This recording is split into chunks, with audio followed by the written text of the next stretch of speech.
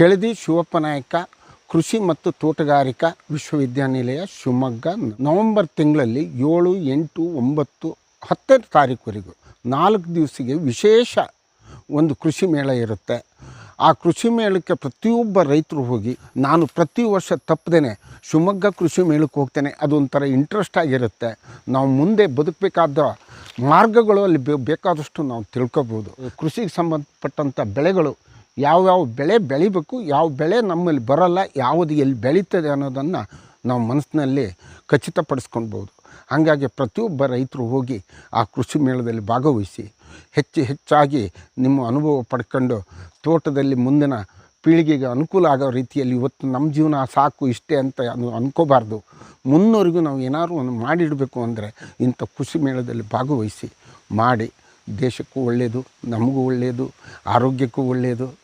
ಹಾಗಾಗಿ ಕೃಷಿ ಮೇಳದಲ್ಲಿ ಪ್ರತಿಯೊಬ್ಬ ರೈತರು ಹೋಗೋದು ಸೂಕ್ತ ಅಂತ ನನ್ನ ಅಭಿಪ್ರಾಯ.